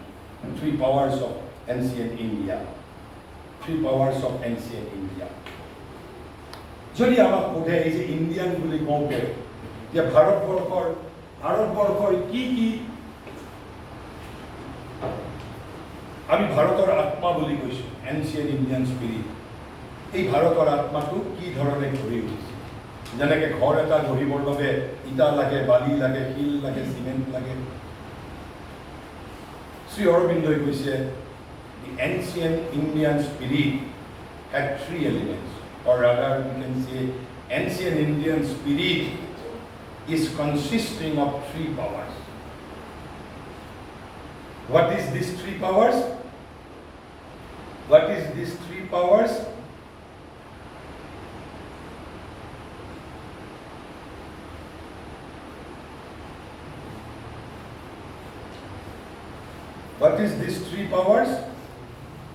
Sri Aurobindo says, what was this ancient spirit and characteristic soul of India? Because Bharator ei puraton prakriti, ইয়ার এই যে বিশিষ্ট অন্তরাত্মা কি বাৰু দেয়া? Because spirituality is indeed the master key of the Indian life. Master key অর্থ কি? With this key you can unlock every key of India. If you have this master key of spirituality, you can get into the heart of Indian art, you can get into the heart of Indian sociology, you can get into the heart of Indian architecture. With one key, you can unlock all the lock keys. The spirituality is the master key of the Indian mind. Whether you accept it, whether you throw it away, is up to you. But this is the power. First power, India's first power. And when India loses this power, decadence comes. তেতিয়াই অধঃপতনে দেখা দিয়ে যেতিয়াই ভাৰতবৰ্ষত আধ্যাত্মিকতাৰ অধঃপতন হৈছে তেতিয়াই ভাৰতবৰ্ষৰ অধঃপতন হৈছে কিন্তু আপোনালোকৰ দৰে ছাত্ৰ ছাত্ৰীয়ে গৱেষণা কৰিব লাগিব why কিন্তু তাৰ আগতে কিন্তু আধ্যাত্মিকতা মানে কি ধৰ্ম মানে আধ্যাত্মিকতা নেকি ধৰ্ম আৰু আধ্যাত্মিকতাৰ মাজত পাৰ্থক্য কি অথবা ৰিলিজন আৰু ধৰ্মৰ মাজত পাৰ্থক্য কি কাৰণ ৰিলিজনক কিন্তু ৰিলিজন শব্দটোৰ অৰ্থ ধৰ্ম বুলি কোৱা নহয় অক্সফোৰ্ড ডিকশনাৰিয়ে ধৰ্ম শব্দটো পৃথকভাৱে এতিয়া অন্তৰ্ভুক্ত কৰিছে তেওঁলোকৰ সুবিধা কৈছে ধৰ্মক কৈছে ওয়ে অফ লাইফ আৰু ৰিলিজনক কৈছে ওয়ে অফ ৱৰ্শিপ আৰু এটা কৈছে ওয়ে অফ লাইফ গতিকে ধৰ্ম শব্দটো ইংৰাজী ৰিলিজন শব্দৰ সমাৰ্থক নহয় আমি এই বিষয়ে আজি আলোচনা নকৰোঁ কেৱল মই প্ৰসংগক্ৰমে উল্লেখ কৰিছোঁ তেনেহ'লে এয়া হ'ল আধ্যাত্মিক কিন্তু আপোনালোকে হয়তো চিন্তা কৰিব পাৰে অকল আধ্যাত্মিকতাটোৰ দ্বাৰা এই যে ভাৰতবৰ্ষই অতীত ভাৰতৰ এই সমৃদ্ধ ইতিহাস গঢ়ি তুলিছিল যে নহয় কৈছিল কি but this was not and could not be her whole matter অকল আধ্যাত্মিকতাই ভাৰতৰ একমাত্ৰ প্ৰবৃত্তি নাছিল তেনেহ'লে কি আছিল কৈছে অকল আধ্যাত্মিকতাই একমাত্ৰ প্ৰবৃত্তি নাছিল কৈছে spirituality itself does not flourish on earth in void কৈছে আধ্যাত্মিকতা শূন্যত কেতিয়াও উপজিব নোৱাৰে শূন্যত কেতিয়াও উপজিব নোৱাৰে তেওঁ এটা ভাল কথা কৈছে যে কিন্তু এয়াই ভাৰতৰ অন্তৰাত্মাৰ সমগ্ৰ নাছিল এয়াই সমগ্ৰ হ'বও নোৱাৰে কিয় সমগ্ৰ হ'ব নোৱাৰে তেওঁ পাছত যুক্তি দিছে কি যুক্তি কৈছে পাৰ্থিৱ লোকত আধ্যাত্মিকতাৰ যি প্ৰকাশ সি শূন্যত উপজিব নোৱাৰে উই মাষ্ট হেভ ছামথিং এলছ তেওঁ তাৰপিছত এটা উপমা দিছে কৈছে আমাৰ পৰ্বতৰাজিৰ শিখৰবোৰ এই যে পৰ্বতৰ শৃংগবোৰ কৈছে সপোনৰ ভোজবাজিৰ দৰে মেঘৰ জঠৰৰ পৰা ওলাইছে নেকি এই যে হিমালয়ৰ শৃংগ মেঘৰ জঠৰ মানে পেট মেঘৰ জঠৰৰ পৰা ওলাইছে নেকি নে হিমালয়ৰ সেই উত্তুংগ শৃংগৰ ভিত্তি মাটিত আছে এই পৰ্বত শিখৰবোৰৰ ভিত্তি জানো মাটিত নাই তেনেহ'লে কৈছে যে কিন্তু এয়াই ভাৰতৰ অন্তৰাত্মাৰ সমগ্ৰ নাছিল এয়াই সমগ্ৰ হ'বও নোৱাৰে পাৰ্থিৱ লোকত আধ্যাত্মিকতাৰ যি প্ৰকাশ সি শূন্যত উপজিব নোৱাৰে আমাৰ পৰ্বতৰাজিৰ শিখৰবোৰ সপোনৰ ভোজবাজিৰ দৰে বাৰু মেঘৰ জঠৰৰ পৰা ওলাইছে নেকি মাটিৰ ওপৰত জানো সেইবোৰৰ প্ৰতিষ্ঠা নাই কৈছে আমি যেতিয়া ভাৰতৰ অতীতৰ ফালে দৃষ্টিপাত কৰোঁ আধ্যাত্মিকতাৰ অব্যৱহিত পাছত অব্যৱহিত শব্দটোৰ অৰ্থ হ'ল ইমিডিয়েটলি আফটাৰ অব্যৱহিত মানে ইমিডিয়েটলি অব্যৱহিত পাছতে যিটো বস্তু আমাৰ চকুত পৰে সেয়া কি এক বিৰাট প্ৰাণ শক্তি বুলি কৈছে প্ৰাণ শক্তি মানে কি সেইটোতো জানিব লাগিব যে প্ৰাণ শক্তি মানে কৈছে জীৱনৰ অফুৰন্ত সামৰ্থ্য আৰু আনন্দৰ খেলা লাইফ ৱাজ নেভাৰ নেগলেক্টেড কৈছে জীৱনৰ অফুৰন্ত সামৰ্থ্য আৰু আনন্দৰ খেলা এইটো হ'ল এটা ব্যাখ্যা প্ৰাণ শক্তি মানে কি কৈছে ভাৰতৰ যিটো দ্বিতীয় শক্তি প্ৰাণ শক্তি ইংৰাজীত কোৱা হয় ভাইটেল তাৰ এটা ব্যাখ্যা কি যে জীৱনৰ অফুৰন্ত সামৰ্থ্য আৰু আনন্দৰ খেলা তাৰপিছত কৈছে আনন্দৰ খেলা মানে অফুৰন্ত সামৰ্থ্য মানে বা কি তাৰপিছত কৈছে সৃজনশীল কৰ্মত প্ৰায় এক কল্পনাতীত প্ৰাচুৰ্য মই যদি তাৰ অলপমান বাৰু আপোনালোকক মই এটা হিচাপ দাঙি ধৰিম ইউ উইল বি এমেজড ভাৰতবৰ্ষই ৩,০০০ বছৰ ধৰি কি কাম কৰিছিল স্বাভাৱিকভাৱেই ক্লান্ত হৈছিল ক্লান্ত হোৱা বাবেই অধঃপতন হৈছিল এটা কাৰণ তাৰ আন কাৰণ আছে কৈছে জীৱনৰ অফুৰন্ত সামৰ্থ্য আৰু আনন্দৰ খেলা সৃজনশীল কৰ্মত প্ৰায় কল্পনাতীত প্ৰাচুৰ্য ক্ৰিয়েটিভিটি কিন্তু স্বাধীনতাৰ সময়ত কি হ'ল আমি কেৱল ব্ৰিটিছৰ ফালে সৃষ্টি দেখা পালোঁ কৰ্মশক্তি দেখা পালোঁ কাৰণ তেতিয়া আমাৰ অধঃপতনৰ কৈছে ভাৰতৰ এই শক্তিত যেতিয়া ঘাটা পৰে তেতিয়াই ভাৰতৰ অধঃপতন হয় যেতিয়াই জোৱাৰে দেখা দিয়ে তেতিয়াই ভাৰতৰ শ্ৰীবৃদ্ধি হয় because these are the three powers তৃতীয়টো কোৱা নাই আমি কম এতিয়া ইংৰাজীত কি কৈছে when we look at the past of India what strikes us next is a stupendous vitality কৈছে বিৰাট প্ৰাণ শক্তি stupendous vitality her inexhaustible power of life and joy of life inexhaustible অফুৰন্ত মানে যাৰ কোনোদিন শেষ নাই অন্তহীন inexhaustible power of life and joy of life তাৰপিছত her almost unimaginably prolific creativeness দুটা এডজেক্টিভ ব্যৱহাৰ কৰিছে unimaginably prolific creativeness কৈছে সৃজনশীল কৰ্মৰ এক কল্পনাতীত প্ৰাচুৰ্য unimaginably prolific creativeness মই অলপ তাৰ প্ৰমাণ দিম এই যে unimaginably prolific creativeness বুলি কৈছে পৃথিৱীৰ কোনো দেশে কৰিব পাৰে কিন্তু আমি সেই শিখৰৰ পৰা আমাৰ অধঃপতনৰ সময়তে আমি পৰাজিত হৈছোঁ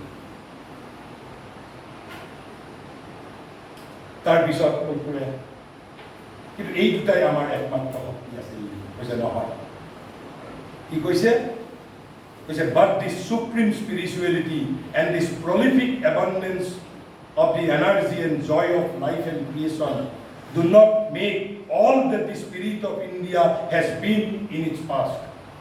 কেৱল মাত্ৰ এই দুটাই নাছিল যে ওপৰত আধ্যাত্মিকতা স্পিৰিচুৱেলিটি আৰু তলত কল্পনাতীত প্ৰাচুৰ্য কিহত সৃজন কৰ্ম জীৱনৰ আনন্দ আৰু জীৱনৰ অপুৰন্ত শক্তি আৰু আনন্দৰ খেলা এই দুটাৰ মাজত এটা শক্তিয়ে মধ্যস্থতা কৰিছিল mediate কৰিছিল between these two powers. One at the top spirituality was on the top, and on the ground it was vitality, creativity. He said, for the third power of the ancient Indian spirit was a strong intellectual. And what type of intellectuality? Was at once austere and rich. At once austere and rich, robust and minute, powerful and delicate, massive in principle and curious in detail. Massive in principle মানে কেৱল মাত্ৰ তত্ত্বই কৈছিল তেনে ধৰণৰ কথা নহয়, curious in detailing, তাক কেনেকৈ ৰূপায়ণ কৰিব পাৰি তাৰ বাবে খুঁটিনাটিও তৈয়াৰ কৰি দিছিল। জীৱনৰ লগত জড়িত কি বিষয়ৰ ওপৰত আপোনাক শাস্ত্ৰ লাগে ভাৰতবৰ্ষত প্ৰতিটো বিষয়ত এখন এখন শাস্ত্ৰ পাব, ফুল ফ্লেজেড নলেজ চিষ্টেম। বেলেগ কথা বাদ দিয়ক, আনকি হাতী আৰু ঘোঁৰা কেনেকৈ পালন কৰিব লাগে সেই বিষয়েও ভাৰতবৰ্ষত শাস্ত্ৰ আছে। ৬৪টি কলাৰ বাবে এখন এখনকৈ শাস্ত্ৰ। শৃংগাৰ ৰসৰ ওপৰত এখন শাস্ত্ৰ। কি জীৱনৰ লগত জড়িত কৈছে, সেইবাবে কৈছে কি বুলি কৈছে, spirit was a strong intellectual. আৰু কেৱল মাত্ৰ তত্ত্ব দি পেলাই ক্ষান্ত থকা নাই, কৈছে কিউৰিয়াছ ইন ডিটেইল অলছো, কৈছে ৰবাষ্ট এণ্ড মাইন্ড, সূক্ষ্মও তেনেকৈ সুদৃঢ়। আৰু কৈছে ইয়াৰ চিফ ইম্পালছটো কি আছিল, এই যে ইণ্টেলেকচুৱেলিটি, ষ্ট্ৰং ইণ্টেলেকচুৱেলিটিৰ উদ্দেশ্যটো কি আছিল, কৈছে it chief impulse was that of order and arrangement. কৈছে এই যে সৃজনশীল কৰ্মতলত আৰু ওপৰত আধ্যাত্মিকতা ইণ্টেলেকচুৱেলিটিৰ জৰিয়তে যাতে আমি এটা শৃংখলা স্থাপন কৰিব পাৰোঁ, এটা এৰেঞ্জমেণ্ট যাতে স্থাপন কৰিব পাৰোঁ।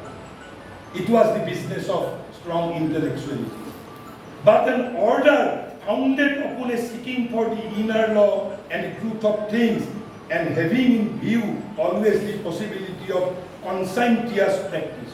কৈছে যেনেকৈ আমি বস্তুৰ ইনাৰ সত্য জানিবলৈ এই যিটো বৌদ্ধিকতা আগ্ৰহী আছিল, কৌতূহলী আছিল, ঠিক সেইধৰণে তাক কেনেকৈ প্ৰেক্টিছত ৰূপায়ণ কৰিব পৰা যায় সেইটোৰ বিষয়েও সচেতন আছিল। কেৱল মাত্ৰ থিয়ৰী দি ক্ষান্ত থকা নাছিল। পশ্চিমত যদি আপুনি যায়, পশ্চিমৰ যিসকল ফিলচফাৰ, পশ্চিমৰ মানুহে ফিলচফাৰসকলক সন্মান কৰে কিন্তু বিশ্বাস নকৰে। কিয় বিশ্বাস নকৰে? পশ্চিমৰ মানুহৰ ধাৰণা যে ফিলচফাৰসকলে they moves at the level of ideas, they don't have any relationship with the life. কিন্তু ভাৰতবৰ্ষত আমি ঋষিৰ বাক্য আমি জীৱনত ৰূপায়ণ কৰিবলৈ যত্ন কৰোঁ, শংকৰদেৱৰ বাক্য আমি জীৱনত ৰূপায়িত কৰিবলৈ যত্ন কৰোঁ। কিয়? আমাৰ ভাৰতবৰ্ষৰ দৰ্শন জীৱনৰ লগত জড়িত দৰ্শন আছে। It was not moving all along at the level of idea. কি বুলি কৈছে? But an order founded upon a seeking for the inner law and truth of things, having in view always the possibility of conscientious practice. যাতে অকল থিয়ৰিটো দি ক্ষান্ত থকা নাছিল, যাতে এই থিয়ৰিটো কেনেকৈ আমি ব্যৱহাৰত আনিব পাৰোঁ। মই অসমীয়াত অলপ কৈ দিছোঁ আৰু বেছি ক্লিয়াৰ হ'ব। কৈছে কিন্তু এই চৰম আধ্যাত্মিক বোধ আৰু জীৱনী শক্তিৰ এই প্ৰাচুৰ্য তথা জীৱন আৰু সৃজনৰ আনন্দ মাথো এই উভয়েই অতীত ভাৰতৰ ভাৱধাৰাৰ সমগ্ৰ নাছিল। ভাৰতৰ অন্তৰত আছিল আন এক তৃতীয় ভাৱধাৰা, এয়া ভাৰতৰ সবল তথা সমৰ্থ বিচাৰ বৃত্তি। ভাৰতৰ এই বৃত্তিটো যুগপথ যিদৰে আছিল এফালে স্থিৰ তথা আত্মস্থ অথবা অতিসংযত, আনফালে আছিল বহুমুখী তথা সমৃদ্ধ। এফালে যিদৰে বৃহৎক আলিংগন কৰিবলৈ অগ্ৰসৰ হৈছিল, বৃহৎ মানে ব্ৰহ্মণক কৈছে, আনফালে তেনেদৰে আগবাঢ়িছিল ক্ষুদ্ৰ অথবা সূক্ষ্মৰ মাজত প্ৰৱেশ কৰিব। যিদৰে ই আছিল শক্তিমান, তেনেদৰে ই আছিল নিপুণ। যেতিয়া ই অগ্ৰসৰ হৈছিল তত্ত্বক ধাৰণ কৰিবলৈ, অৰ্থাৎ principle of massive in principle curious in detail, কৈছে যেতিয়া ই অগ্ৰসৰ হৈছিল তত্ত্বক ধাৰণ কৰিবলৈ, তেতিয়া ইয়াৰ বিৰাট বিশাল গতিছন্দ। আনফালে যেতিয়া ইয়াৰ আদান প্ৰদান ক্ষুদ্ৰ বস্তুৰ সৈতে, তেতিয়া তাৰ মাজত দেখিবলৈ পাওঁ পদে পদে পুংখানুপুংখ অতি সূক্ষ্ম অনুসন্ধিৎসা। ইউ কেন ভেৰিফাই। কৈছে এই যে ভাৰতৰ বিচাৰ বুদ্ধি, ইয়াৰ প্ৰধান লক্ষ্যই আছিল শৃংখলাৰ অভিমুখে, অৰ্ডাৰ এণ্ড এৰেঞ্জমেণ্ট। কিন্তু সেই শৃংখলা প্ৰতিষ্ঠিত আছিল অন্তৰৰ এটা নিয়ম, ইনাৰ ল অথবা বিধান তথা সত্যৰূপে। ভাৰত অগ্ৰসৰ হৈছে অন্তৰৰ অভিমুখে, একে সময়তে সততে পৰম নিষ্ঠাৰে ই পৰীক্ষা কৰিছে কিদৰে সেই অন্তৰৰ বস্তুক বাহ্য ক্ষেত্ৰত প্ৰয়োগৰ মাজত মুক্ত কৰি তুলিব পাৰে। Not only theoretical, but it was practical too. তেনেহ'লে তাৰ পিছত কৈছে, তেনেহ'লে এই যে ভাৰতীয় সংস্কৃতিৰ অপৰূপ সমন্বয়, হাৰমনি কেনেকৈ এষ্টাব্লিছ হৈছিল। কৈছে ওপৰত সকলোকে ব্যাপী আছিল ভাৰতৰ আপোন মজ্জাগত সহজাত আধ্যাত্মিকতাই, ওপৰত। তলত কৰ্মজগতত প্ৰসাৰিত হৈ আছিল ভাৰতৰ অপুৰন্ত প্ৰাণ শক্তিৰ এক সৃজন প্ৰতিভা তথা সজীৱ জীৱনধাৰাৰ উদাত্ত আৱেগ।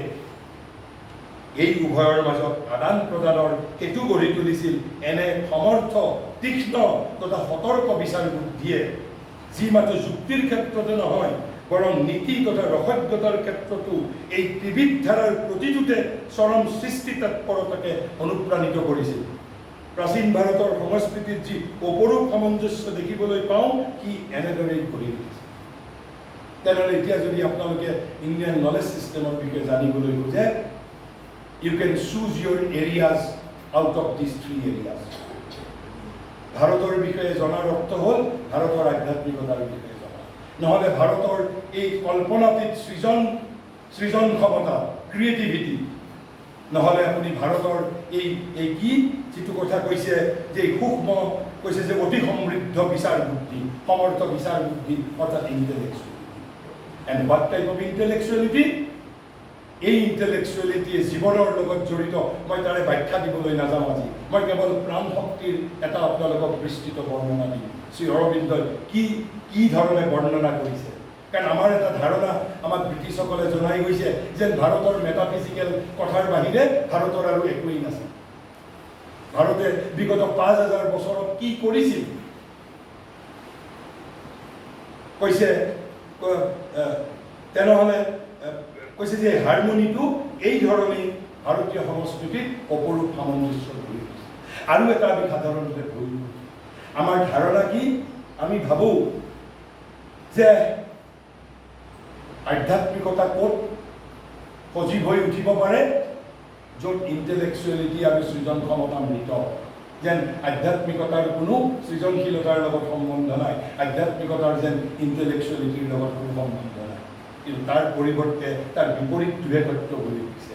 শ্ৰী অৰবিন্দই কৈছে প্ৰকৃতপক্ষে ইমান অতি সমৃদ্ধ জীৱনী শক্তি, অৰ্থাৎ প্ৰাণ শক্তি, ক্ৰিয়েটিভিটি, ইমান অতি বিশাল বিচাৰ বুদ্ধি অবিহনে ভাৰতে নিজৰ অধ্যাত্ম প্ৰবৃত্তিৰে যিমান কৰিছে, সেই পৰিমাণে কেতিয়াও কৰিব নোৱাৰিলে। ইট ইজ বিকজ অফ এই সমৰ্থ বিচাৰ বুদ্ধি, ইণ্টেলেকচুৱেলিটি, which now we have lost. তাৰপিছত কৈছে এটা বিৰাট ডাঙৰ ভুল, আমাৰ সাধাৰণতে মানুহৰ দৃষ্টিভংগীৰ এটা ভুল ধাৰণা কি, কৈছে প্ৰাণ শক্তি য'ত অৰ্ধমৃত, বুদ্ধিবৃত্তি য'ত অৱহেলিত তথা নিপীড়িত, তেনে ৰিক্ত মাটিতেই যে অধ্যাত্ম প্ৰতিভা সকলোতকৈ অধিক ভালকৈ ফুটি উঠে, এক বিৰাট ভুল ধাৰণা। যদি ক্ৰিয়েটিভিটি নাই, যদি ইণ্টেলেকচুৱেলিটি নাই, তাত আধ্যাত্মিকতাৰো প্ৰস্ফুটন নহয়। য'তেই আধ্যাত্মিকতা বিকশিত হৈছে, আপুনি লগে লগে বুজি উঠিব তাত এটা ক্ৰিয়েটিভিটিও আছিল, সমানে সমানে তাত এটা ইণ্টেলেকচুৱেলিটিও আছিল। কৈছে এনেদৰে যি আধ্যাত্মিকতা প্ৰস্ফুটিত হয়, যদি কিবা কাৰণত হয়ো, তাৰ মাজত বিদ্যমান ৰুগ্ন তথা সুস্থিৰতাহীন এক স্বাভাৱিক উগ্ৰতা। পৰিণামস্বৰূপে তাৰ মাজত দেখা দিয়ে এক বিপদজনক প্ৰতিক্ৰিয়াই। তাৰ পৰিৱৰ্তে কৈছে বৰং যি জাতিয়ে যিমান সমৃদ্ধ জীৱন যাপন কৰিছে, যিমান নিবিড়ভাৱে চিন্তা কৰিছে, সেই জাতিৰ আধ্যাত্মিকতাও সিমান উন্নত। দৰিদ্ৰতাৰ মাজত আধ্যাত্মিকতাৰ বিকাশ হ'ব লাগিব। এইটো কেৱল আধুনিক এটা প্ৰপোগাণ্ডা যে এজন ৰিচ মানুহ যে আধ্যাত্মিক হ'ব নোৱাৰে। কৃষ্ণই ভুল বুলি প্ৰমাণ কৰি থৈ দিছে। Krishna is the highest example of spirituality. He was king, he was lover, he was fighter also.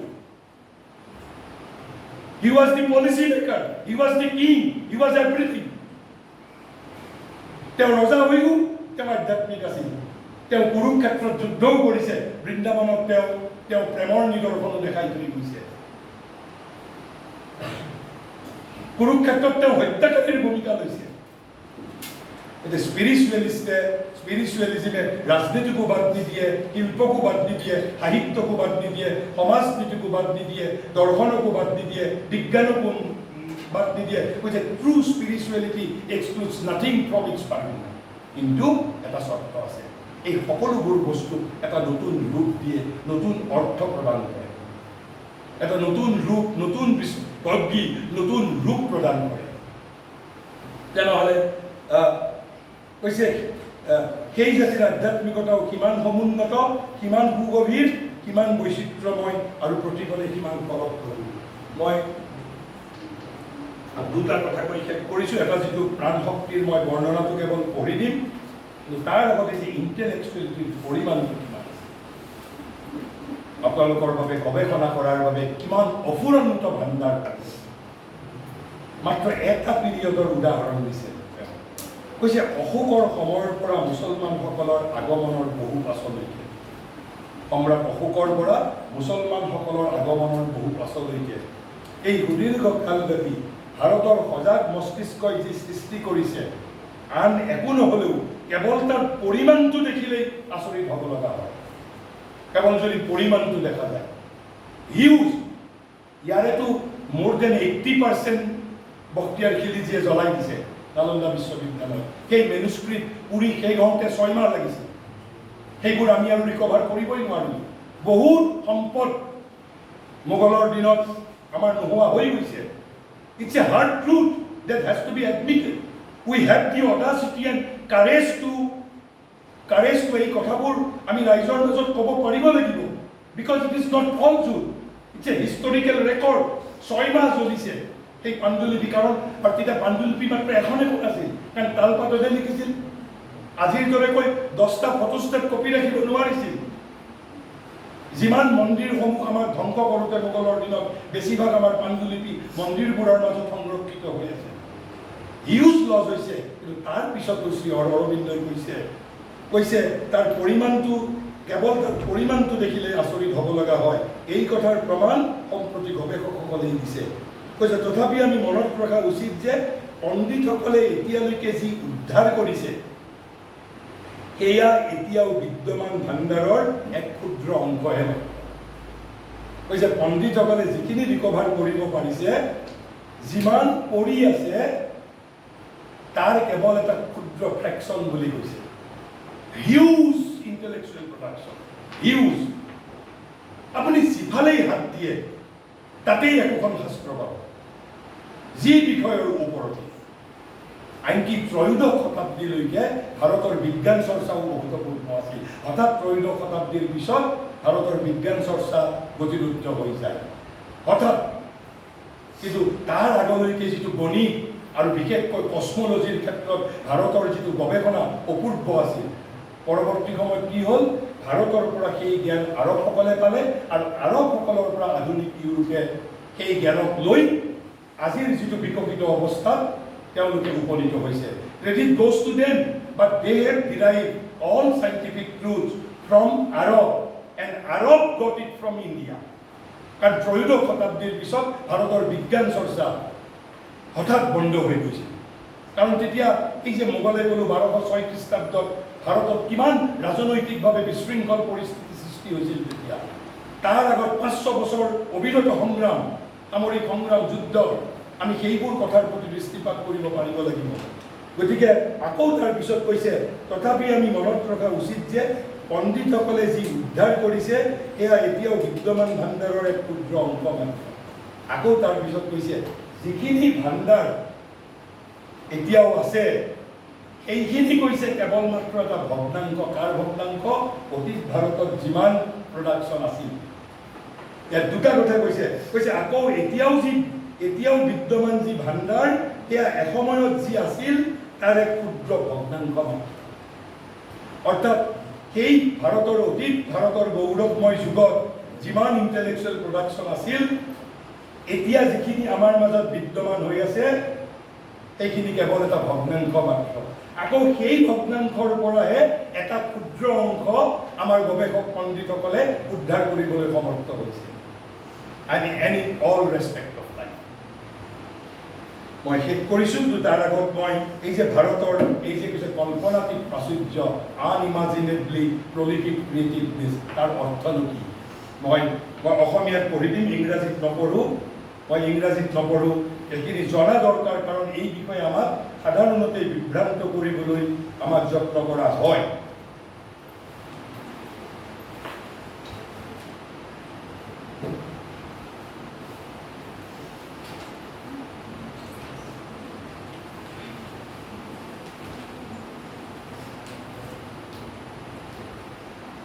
আমি যেতিয়া ভাৰতৰ অতীতৰ ফালে দৃষ্টিপাত কৰোঁ আধ্যাত্মিকতাৰ গৰ্ভবহিত পাছতে যিটো বস্তু আমাৰ চকুত পৰে সেয়া এক বিৰাট প্ৰাণ শক্তি, জীৱনৰ অফুৰন্ত সামৰ্থ্য আৰু আনন্দৰ খেলা, সৃজনশীল কৰ্মত প্ৰায় এক কল্পনাতীত প্ৰাচুৰ্য। এয়া মোৰ অনুবাদে কেৱল মাত্ৰ, মূল লেখক হ'ল শ্ৰী অৰবিন্দ। কৈছে অন্ততপক্ষে ৩০০০ বছৰ, ৩০০০ ব্যাপী প্ৰকৃতপক্ষে আৰু অধিক দীৰ্ঘকাললৈকে ভাৰত প্ৰতিভাই নেৰা নেপেৰাকৈ, অৰ্থাৎ নিৰৱচ্ছিন্নভাৱে ভাৰত প্ৰতিভাই নেৰা নেপেৰাকৈ প্ৰাচুৰ্যৰ সৈতে দুহাত উজাৰি অক্ষয় ধাৰাৰে সততে নতুন নতুন পথত কেৱল সৃষ্টি কৰি গৈছে। কি সৃষ্টি কৰি গৈছে? কত ধৰণৰ ৰাষ্ট্ৰ, গণতন্ত্ৰ, ৰাজতন্ত্ৰ, ৰাজচক্ৰৱৰ্তী তন্ত্ৰ, ৰাজনীতিৰ ক্ষেত্ৰত। কৈছে কত দৰ্শন, কত জগত উৎপত্তি তত্ত্ব, থিয়ৰিজ অফ কসমলজি, কত জগত উৎপত্তি তত্ত্ব, বিজ্ঞান, শিল্প, কাব্য, সাহিত্য, ধৰ্ম বিশ্বাস, কত মন্দিৰ, স্মৃতিস্তম্ভ, ভ্ৰম্যমালা মানে হ'ল ডাঙৰ ডাঙৰ বিল্ডিং, যিটো আৰ্কিটেকচাৰ বুলি কওঁ। ভ্ৰম্যমালা, ইষ্টাপূৰ্ত মানে হ'ল পাব্লিক ৱৰ্কছ। ধৰ্ম সম্প্ৰদায়, সাধনাৰ পথ, শাস্ত্ৰ, অনুষ্ঠান, বিধান, ভৌতিক বিজ্ঞান, মনোবিজ্ঞান, যোগ পদ্ধতি, ৰাজনীতি, প্ৰশাসন, আধ্যাত্মিক কলা, জাগতিক কলা, ব্যৱসায়, বাণিজ্য, চিকিৎসা, হস্তকলা, সেইবোৰৰ কথা কৈ শেষ কৰিব নোৱাৰি। আৰু এইবোৰৰ প্ৰতিটোতে কি পৰিমাণে ই যে পটুতা দেখুৱাইছে তাৰ কোনো লেখযোগ নাই। ই কেৱল সৃষ্টি কৰিছে, মাথো সৃষ্টিয়েই কৰি গৈছে। তৃপ্তি নাই, শান্তি নাই, নাই একো দুখ ভাগৰ। একোতেই যেন ইয়াৰ অন্ত পৰিব নিদিয়ে। বিশ্ৰাম লোৱাৰ, অলপ উশাহ লোৱাৰ, শক্তি সংগ্ৰহৰ বাবে কিছু কাললৈকে নিস্তেজ হোৱাৰো ই যেন মুঠেও প্ৰয়োজন অনুভৱ কৰা নাই। আপোন সীমাৰ পৰিধি অতিক্ৰমী আনকি বাহিৰতো ই নিজৰ বিস্তাৰ কৰিলে। ভাৰতৰ নৌবহৰে মানে যিটো নেভি, কৈছে ভাৰতৰ নৌবহৰে সমুদ্ৰ অতিক্ৰম কৰিলে। তাৰ কাণলৈকে ভৰা ঐশ্বৰ্য সম্পদৰ প্ৰাচুৰ্যই গৈ উপচি পৰিব ধৰিলে জুবিয়াত, মিছৰ দেশত, ৰোম ৰাজ্যত, অৰ্থাৎ বিজনেছ তেতিয়াৰ দিনতেই। কৈছে সাগৰৰ দ্বীপপুঞ্জ ৰাশিয়ে বুকুত ধাৰণ কৰিলে ভাৰতৰ উপনিৱেশ, বা ডেট ৱাজ কালচাৰেল উপনিৱেশ। ভাৰতৰ উপনিৱেশ দিশে দিশে বিয়পালে ভাৰতৰ শিল্প, ভাৰতৰ কাব্য, ভাৰতৰ ধৰ্মমত। ভাৰতৰ পদচিহ্ন বিচাৰি পোৱা গ'ল মেছোপটমিয়াৰ বালিৰাশিৰ মাজত। ভাৰতৰ এই ধৰ্মই গৈ জয় কৰিলে চীন, জাপান, আৰু পশ্চিম ফালে প্ৰসাৰিত হ'ল সুদূৰ পেলেষ্টাইন, আলেকজেণ্ড্ৰিয়ালৈকে। উপনিষদৰ ৰূপকাৱলী, বৌদ্ধসকলৰ মহাকাব্য পুনৰ প্ৰতিধ্বনিত হ'ল খ্ৰীষ্টৰ গ্ৰন্থ। এই যে বাইবেলৰ মাজত আপুনি বহুত উপনিষদৰ সৈতে মিল থকা বাণী পাব। সেইবাবে লিখিছে উপনিষদৰ ৰূপকাৱলী, বৌদ্ধসকলৰ মহাকাব্য পুনৰ প্ৰধ্বনিত হ'ল খ্ৰীষ্টৰ গ্ৰন্থ। যিদৰে ভাৰতৰ মাটিত তেনেদৰে সৰ্বত্ৰে ভাৰতৰ কৰ্মটো আমি দেখিবলৈ পাওঁ অপৰিমেয় জীৱনী শক্তিৰ এই উচ্ছ্বসিত প্ৰাচুৰ্য, এই উচ্ছ্বসিত প্ৰাচুৰ্য। যে ওপৰত সকলোকে ব্যাপী আছিল ভাৰতৰ আপোন মজ্জাগত সহজাত আধ্যাত্মিকতাই, তলত কৰ্মজগতত প্ৰসাৰিত হৈ আছিল ভাৰতৰ অপুৰন্ত প্ৰাণ শক্তিৰ এক সৃজন প্ৰতিভা তথা সজীৱ জীৱনধাৰাৰ উদাত্ত আৱেগ। আৰু এই উভয়ৰ মাজত আদান প্ৰদানৰ সেতু গঢ়ি তুলিছিল এনে সমৰ্থ তীক্ষ্ণ তথা সতৰ্ক বিচাৰ বুদ্ধিয়ে, যি মাত্ৰ যুক্তিৰ ক্ষেত্ৰতে নহয় বৰং নীতি তথা ৰসজ্ঞতাৰ ক্ষেত্ৰতো এই ত্ৰিবিধ ধাৰাৰ প্ৰতিটোতে চৰম সৃষ্টি তৎপৰতাকে অনুপ্ৰাণিত কৰিছিল। প্ৰাচীন ভাৰতৰ সংস্কৃতিত যি অপৰূপ সামঞ্জস্য দেখিবলৈ পাওঁ, সি এনেধৰণেই গঢ়ি উঠিছিল। প্ৰকৃতপক্ষে ইমান অতি সমৃদ্ধ জীৱনী শক্তি, ইমান অতি বিশাল বিচাৰ বুদ্ধি অবিহনে ভাৰতৰ নিজৰ অধ্যাত্ম প্ৰবৃত্তিৰে যিখিনি কৰিছে, সিমানখিনি কেতিয়াও কৰিব নোৱাৰিলেহেঁতেন। প্ৰাণ শক্তি য'ত অৰ্ধমৃত, বুদ্ধিবৃত্তি য'ত অৱহেলিত তথা নিপীড়িত, তেনে নিত্য মাটিতেই যে অধ্যাত্ম প্ৰতিভা সকলোতকৈ অধিক ভালকৈ ফুটি উঠে, এক বিৰাট ভুল ধাৰণা। এনেদৰে যি আধ্যাত্মিকতা প্ৰস্ফুটিত হয়, তাৰ মাজত বিদ্যমান ৰুগ্ন তথা সুস্থিৰতাহীন এক অস্বাভাৱিক উগ্ৰতা। পৰিণামস্বৰূপে তাৰ মাজত দেখা দিয়ে এক বিপজ্জনক প্ৰতিক্ৰিয়াই। বৰং যি জাতিয়ে যিমান সমৃদ্ধ জীৱন যাপন কৰিছে, যিমান নিবিড়ভাৱে চিন্তা কৰিছে, সেই জাতিৰ আধ্যাত্মিকতাও কিমান সমুন্নত, কিমান সুগভীৰ, কিমান বৈচিত্ৰ্যময় আৰু প্ৰতিপদে কিমান ফলপ্ৰসূ। With this, let me allow to conclude here. If you want to interact, we can interact for 2 minutes. Anything you can ask me. Not that I will be able to answer any question you ask, you will be asking me, but at least I will try and it will enrich me also. Yeah? Go ahead.